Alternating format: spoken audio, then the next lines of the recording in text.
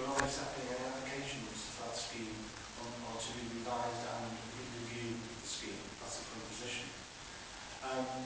What we're indicating is we hope that you'll be able to endorse a new scheme at the Cabinet meeting on the 24th of January, when we've had feedback from the government on the extent of capitalisation that they will allow. That scheme will then apply to anybody made redundant as a result of this restructuring. The rules say that the scheme must be in place on the date of them leaving the authority. So basically, if you agree tonight, we will start a recruitment and redundancy selection procedure during the course of late January, early February. We have a scheme in place then, and that scheme will apply to them when they leave at the end of their notice period, or should they decide to leave earlier, if we think we can reach them earlier, they'll get their 3 months notice pay and be redundant under the scheme that applies at that time, which will be a revised scheme. Yeah, okay, well, that is helpful, Chairman. Yeah, I suppose it was just, see this list down here, and there are a number where there's big fenced and so on. If there is no scheme, and we've said we're not accepting any applications for the scheme, does that mean that these are in effect compulsory, because no one can offer voluntarily? It might be, there's one here, there's 3 people for the one post. It might be that 2 of the people would want to come forward, or 3 of them come forward and offer to go, to say, I don't want to go through all this hassle, whatever. I would like to go voluntarily. You would have to say no. No, Chair. The method of recruitment for the post is outlined in section 7 of the report on page 6. But what we're suggesting is that, should, for example, if there's 2 people for one post, should one of those people or 2 of those people say they would prefer to go voluntarily, I think that pending the adoption of the new scheme, we'll then be allowed to go under the new scheme, not the existing scheme. So we would say to anybody, and there are 1 or 2 people who may be in that position, well, I'd like to go rather than competing, say to them, yes, you can go, and to save another officer being made redundant, compulsory. Okay, so if we can ask Graham to go through the report then, and open it to any questions or comments anyone might have. Thank you, Chair. I did make a opening points at the Cabinet meeting a short while ago, but certainly on the 18th of September 2012, I wrote a report for and created the post of 3 strategic directors, which I believe strengthened the corporate management structure of the council and was essential to drive for the improvement plan. I noted that those posts cost the council an additional £350,000 broadly in a full year. It's clearly not cost the council, I could not fill those posts at this stage. Nevertheless, that would be the full year cost had to be implemented.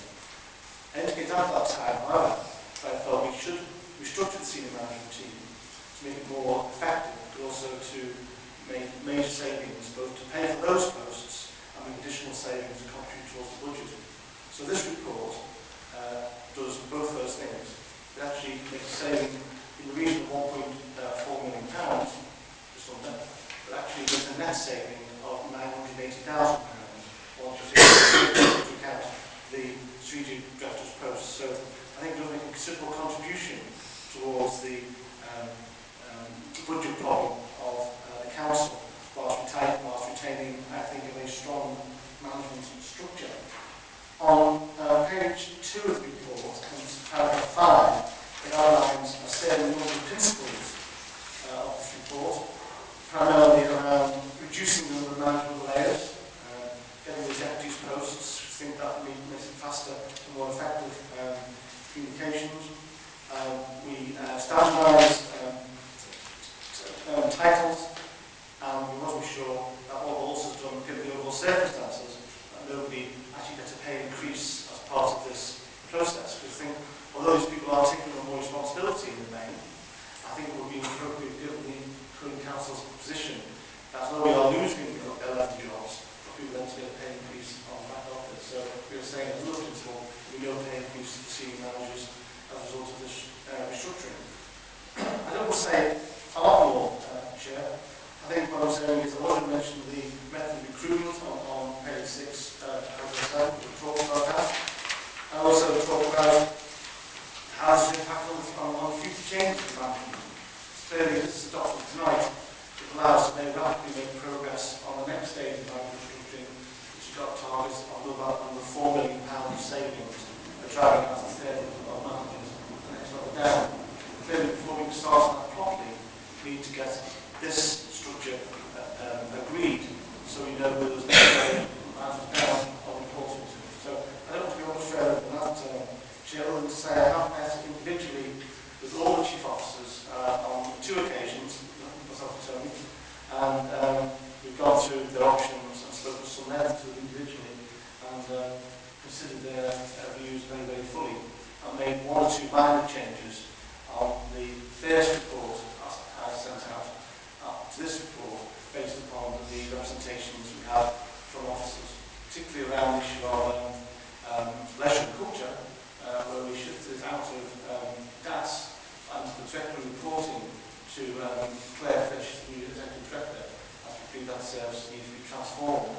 And also the adult social services has got a major budget challenge, and we do want to distract them from dealing with that budget challenge. So based on the presentations that were made to me, I did make some alterations to the structure that we proposed. Okay. Do we have any questions or comments? Oh, Mark. Could you end of page 8 and start at page 9? It talks about some income that we get to the post, and that income is then classified as saving. I'm struggling to understand how our income can be classed as a saving. I understand why you've done it, because senior management need to save £1 million more. But by my reckoning, £200,000 short, really. No, what we did was we costed the current structure against the new structure, and the difference is £980,000. When I initially costed it, I neglected to include the income from the 2 posts that I referred to. So it is an additional saving in that sense, because I haven't costed it initially. But the initial saving was about £700,000, I think was the figure. But when actually when we costed simply the old structure and the new structure, the difference is £980,000.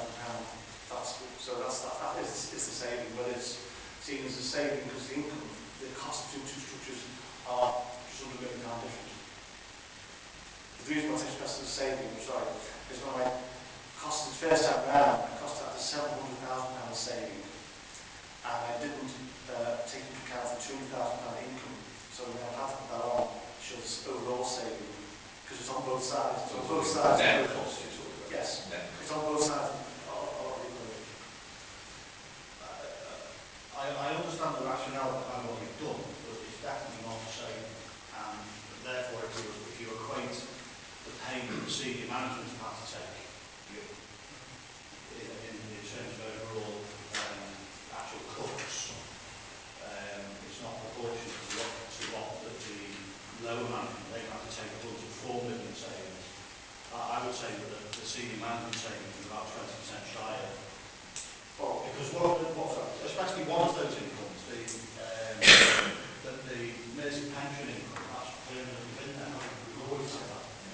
So to class a regular core income as a saving, I'm not convinced. No, what I'm saying is, it's 2 things. It is a cost of about 30%, because you can see the number of full-time posts has gone down from 30 to 19. But it hasn't, because then factor in the 3. And in fact, in the 3 new posts, it's gone down from 30 to 22. So it's gone down by 8 posts in there. What I'm saying is, if you look at the cost of the current structure and the cost of this structure, with the income on both sides, the pension on both sides, it is just £100 million less. No, because that income's already there. But it's on both sides. I'm saying because the cost is you either take it out of both sides or you put it in both sides. You can't leave it in one and not the other. So it's on both sides. I mean, one of the other issues is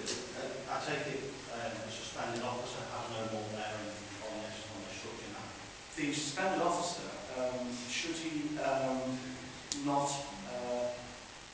should he not have to go through a disciplinary process but have the same rights as any other officer? You can't assume the outcome of any process. So at this stage, the suspended officer, Officers. sorry, Officers. officers, the suspended officers will not prejudging the outcome of that. Therefore, we have to take into account their position as part of the recruitment to these posts. Just on that point, I'm slightly confused because we've been told we couldn't start this process until all the suspension issues are dealt with, and now we're being told actually we can. And we made some compromise payments on the basis of we need to help clear the decks of this process and so on. So, again, I'm just a bit confused about. Well, I think what we're saying is there is one part of the structure that you can't progress on until you resolve the issues regarding the suspended officers. Other parts, where, for example, one example is in the families and wellbeing side, children's leisure, and in adults, they're not suspended, then you can progress with that. In the area of environment and regeneration, until you resolve the position of the suspended officer there, you can't progress with that part of the structure. So you can only progress with part of the structure where there's no officers who are suspended. Until that's resolved, you've got to wait until that's been resolved before you can progress to the next stage. So therefore, if that suspension continues for the 18 months that's been managed out, a percentage of these savings won't be realised. It is correct that percentage of the savings won't be realised unless we move down that part of the structure. That's correct. Jeff, you had a point? Yeah, just a couple of points, if I may, Jack. First of all, I'm sure, given the other things that have been coming as well, we don't want to confuse income and savings and all that. So there needs to be some sort of clarity when you say, oh, we're going to get this income and we're going to identify it as a saving. So we did that. Does all need to be nailed down, what's in and what's out. I would have thought. So that's that. The other thing, yeah, as you know, as I've said, I'm broadly supportive in terms of what's being done and the level of savings being achieved from the senior management team. Again, in terms of the precise structure, so I've been on record on that. I think the work that's been done to get it into the right shape has been good.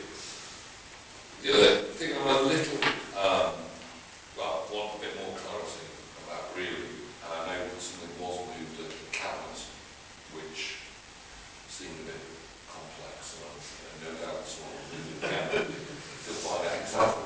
Yeah, that means we need to look at it even closer. Anyone with Gerald in the name will check all the because again, below the senior management, because this report covers what happens below the senior management structure. And I think as a committee, and I said to reference something, there is something about ensuring that we have a structure in place that is sufficient to deliver whatever it is we need to deliver. I'm sure someone will find out the precise words if it comes to that. And again, I thought what was moved was something about delegating a lot of these decisions directly to the chief executive. So, given that this first element is saving anywhere between 700,000 and 900,000 pounds, the big savings out of these changes to the structure comes in the delayering and I think you call chase out in the horrible image about driving out these people. The delayering of the management. We're not senior management, this is just management. And the principles that you've outlined here about a manager, the manager has to report to the manager, there can be no deputies, and so the team leader has to report to the managers. I think if the resolution which gives the chief executive complete delegation to deal with all these goes through, that means this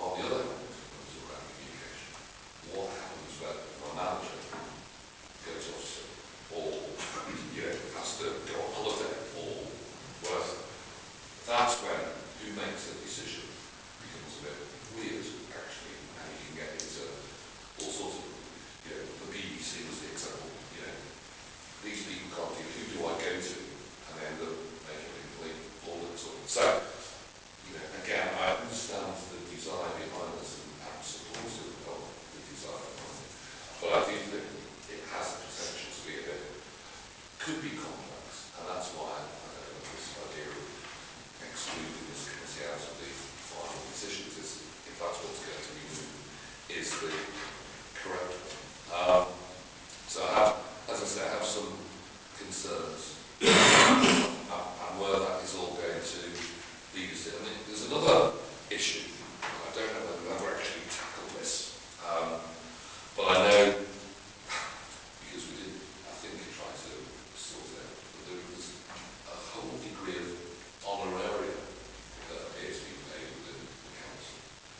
And I think some of that was done because as we try to delay or try to, I think 25% of managers taken out previously,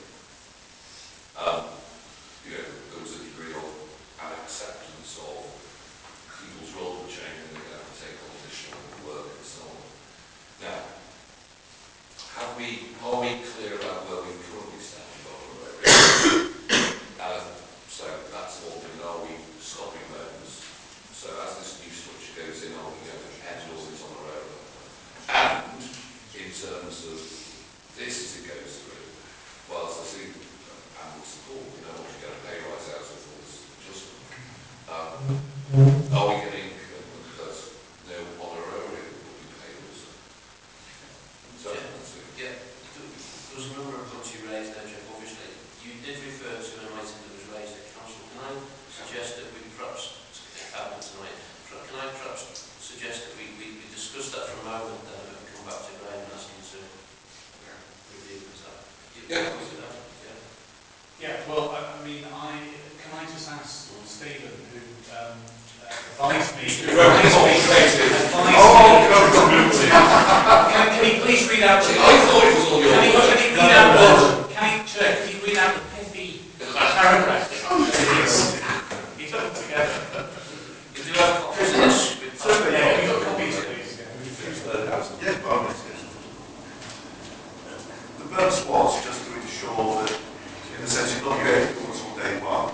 So, and there's a lot of people who actually have statutory roles, so you need to make sure that the delegations are transferred at the appropriate time, whether it's Tuesday the 1st or Wednesday the 5th, which is dependent upon when individual people are leaving. And indeed, when the selection takes place for some of the roles, it's not all going to be on the same day. So there was nothing mysterious about this. This was just designed to give the chief executive the opportunity. I got suspicions, Steve. I don't know if there are. It's just designed to enable the chief executive to order the process sensibly and to make sure that the transfer of functions was done on a sensible basis rather than having to try and predetermine the dates, because actually we can't do that because it's a complicated process involving people. Well, you see, through you, Jeff, that's not what it says. What it actually says is the chief executive will be authorised to confirm and implement the management structure as agreed at such time and in such amount as he considers appropriate, including making any additional ones. So it seemed fairly full delegation to the chief executive to design and implement the entire council management structure without any need or any reference back to this committee to look at it, to discuss it, or to agree. That's how it reads from mine. Unless, because again, I'm more than happy to be very wrong, Jeff, this is what it actually means. That's what it means to me at the moment. Now, if I'm wrong, I'm wrong. So that's what it means. Oh, right. Yeah. Yes, you agree the management structure and then you authorise the chief executive to do what's necessary to give effect to it. So, sorry if I'm being a bit slow with it today, Chair. So what we're saying now is that the structure below this, so below the one we're agreeing tonight, will come back here first for this committee to endorse, and then the chief exec will be, so well, that's all agreed, off you go and implement it. Is that what we're saying? The structure you... Well, there's four items for us to consider on, and this is tagged on to us as a fifth item. Yeah. Yeah, my understanding, this has been referred to the chief officer structure.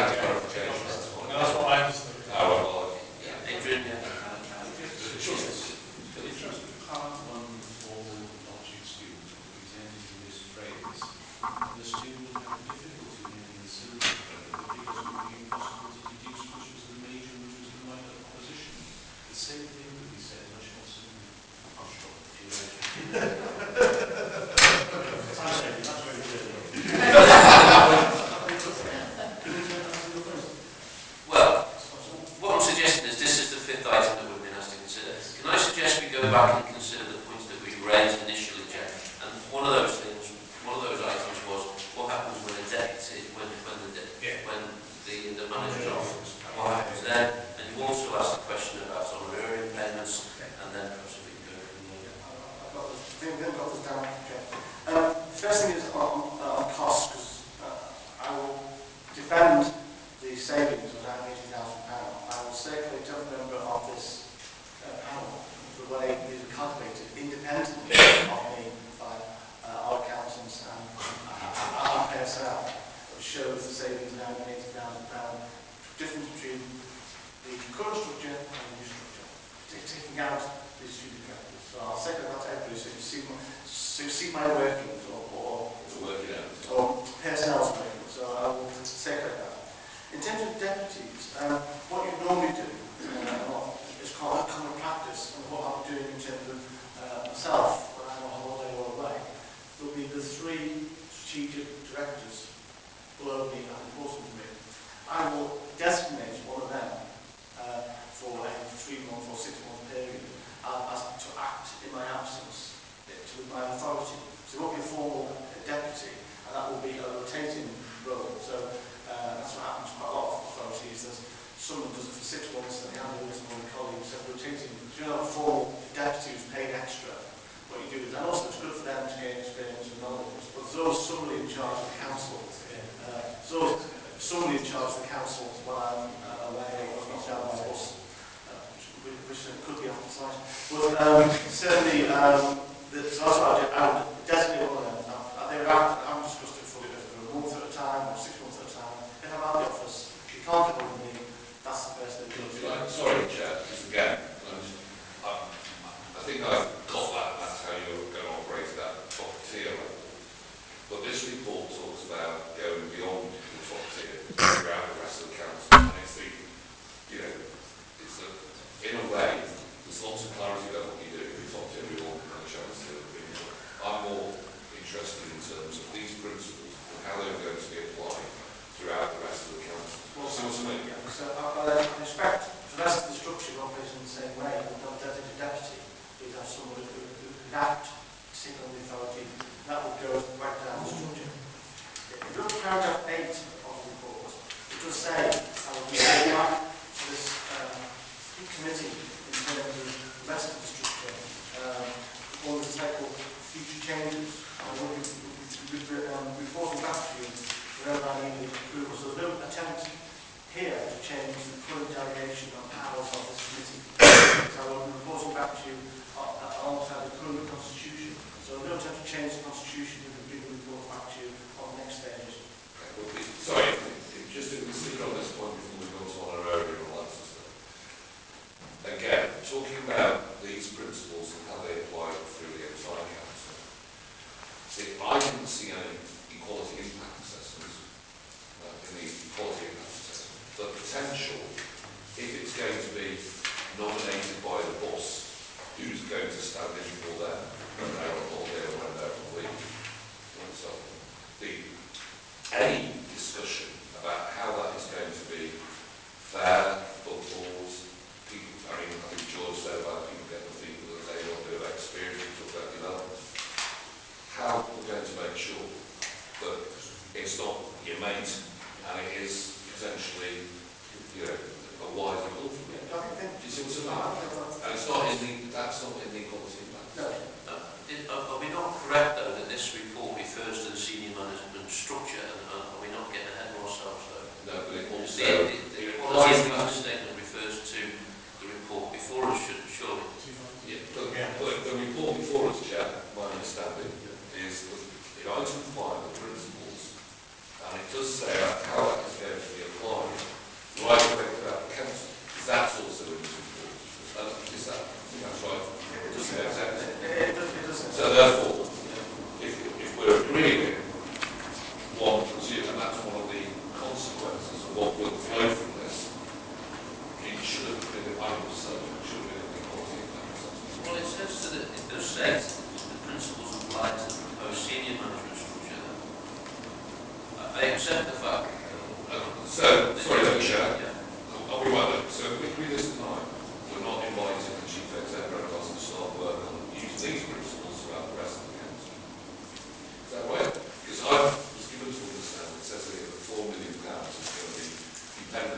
maybe history things that we're now talking about that you're suggesting isn't really in here and isn't covered by the authority. So I don't mind. I wouldn't like to come back again to the emergency meeting to do some, but It does say, and that this applies to this structure. yes. But then does go on to say, and will also apply to further management structures to ensure consistent approach. So you are correct, Jeff.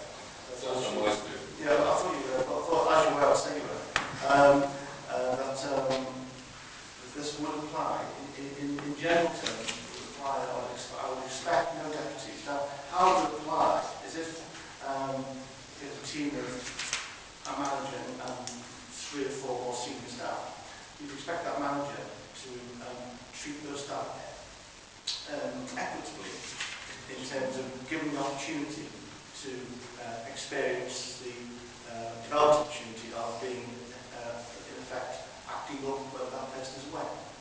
And what I would expect the managers to do, and which the guides I'm giving is, there should be equal chance for people to gain that experience.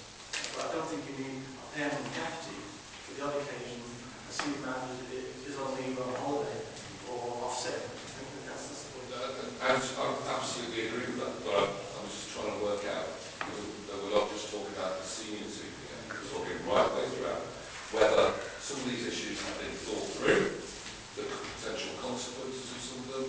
You know, I think I mentioned about fitting around the 12 and all that sort of stuff. But I think I was just looking for a bit of assurance that all this has been thought through in terms of when you're asking us to agree to an evidence-based decision making. I welcome the reassurance from the Chief Executive, but I'm not sure from the documents in front of us that it seems to have been that thought through. I think it is, I will say so that it is thought through. Okay. And it is, consistency will be applied to all levels, in the way I described. But I'm very happy to add for the minute's sake that I've given that assurance to you, and also point out, as I have done, that paragraph 8.1 says I will report back to you as per the Constitution on the updates on the process. And someone will update the court impacts. Correct. Thank you. Oh, sorry, on the area, sorry. Yeah, on the road.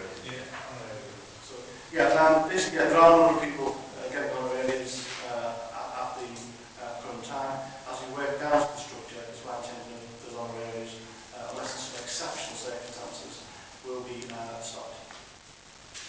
And we'll just, I mean, I was supposed to, the colleagues, I'm sure will be interested, you know, will you keep us updated on all that, and how many you've got, whether being stopped, and if in some cases they're being left in place because of exceptional reasons, you'll let us know what those exceptional reasons I mean, I certainly wouldn't expect in the generality that on areas will continue. I think the vast majority will stop, but I can't say 100% because there might be exceptional circumstances. But in general, on areas will stop. and you just keep us updated. I'll do that.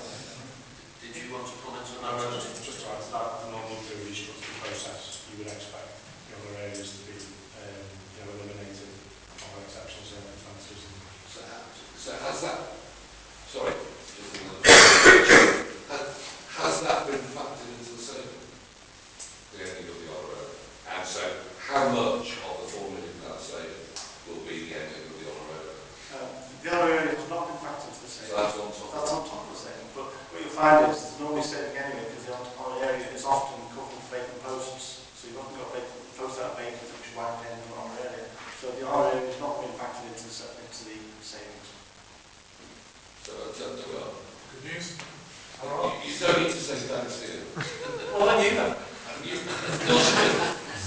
didn't tell anyone. Sorry, Okay, Mark had another question.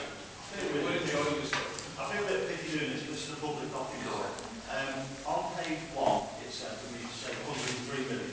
On page 27, it says we need to save 109. On page 58, it says we need to save 108. And on page 48, it says we need to save 100 million. That's It's a public document. That figure changes daily. Every time we chance to get something. Well, it gives you an indication of where it could be before those changes. I know it's difficult, just for clarity, we get a figure and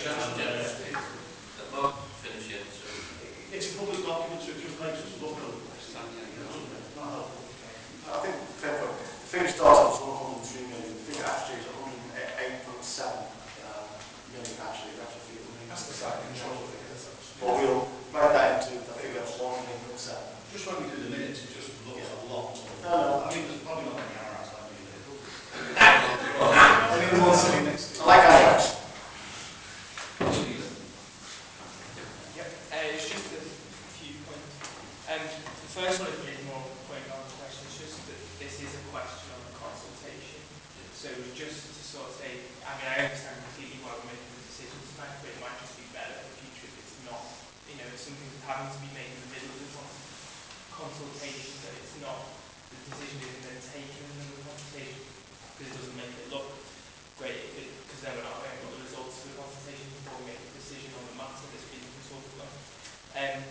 The second one was, I know why there's no redundancy costs in this, because obviously the scheme is redundant, being made redundant, so there can't be any, but it was just how that might impact on the savings, because obviously that's, you're taking that forward as a budget, saying we've got redundancy costs coming in potentially, and it was just on this thing, this 18.5 thing, it was just a double check on the scheme of delegation section. Now I'm always a bit hazy around these sort of things, but if that's the scheme of delegation is how you know, powers are delegated to the chief executive, would those consequential changes become a permanent change unintentionally by the wording of this clause? I think that's some valid points there. Would it not be worthwhile, or have I missed a point here, if we actually didn't write in on the implementation of the senior management structure, it's just for clarity? Yeah, yes, I will see. Did you want to deliberate on? I'm more than happy with that, Chair, because it does refer to that, so that's fine. Members are content with that. On the issue of consultation, you are correct that we would refer to await the consultation period for all the budget options. I would say that this is one of the most popular budget options I've ever put forward. These things all look at the telly. Well, I mean, you should. I imagine it's the most popular. I have no objection at all to this budget option. In fact, the option, what I would say is, given the permission of the council, if we take a saving earlier, I think that most justifies moving quickly without consultation on this particular one. Although I have had individual consultation on two occasions, but I moved to with each individual officer who's threatened, so there was no consultation. On the issue of redundancy costs, all the costings in here are ongoing costs. Redundancy costs by their nature are one-off costs.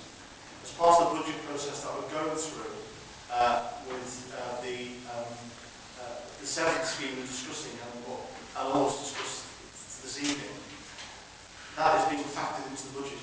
So if you went back to the 2.2, for example, redundancy costs in this report will be factored into the overall budget alongside all other redundancy costs. So if the redundancy costs say 7 million, that will go into the base budget of the council for next year for us to resolve that either by capitalisation or from reserve, whichever way we do it. So they are different in the sense these are continuous savings, whilst redundancy costs are one-off, but they are being put in with the redundancy costs for the rest of the organisation.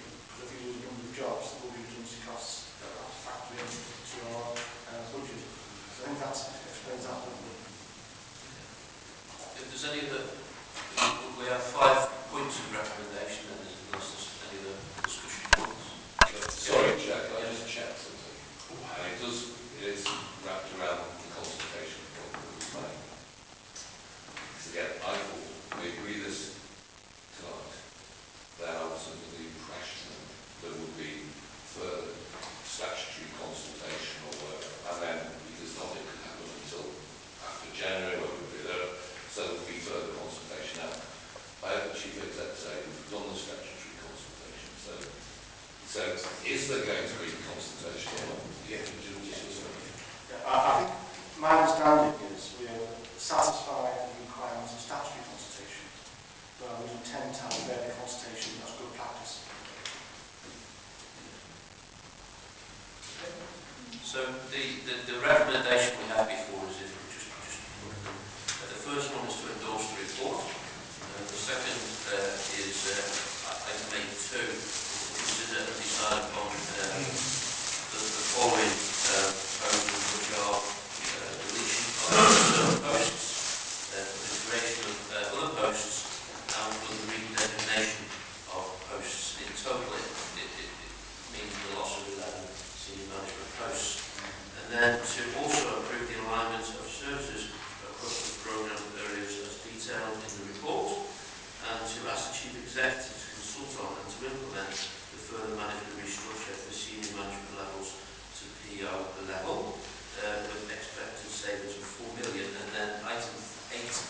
5, which has been presented to us now, with the amendments of senior management added to it, to approve those 5 recommendations.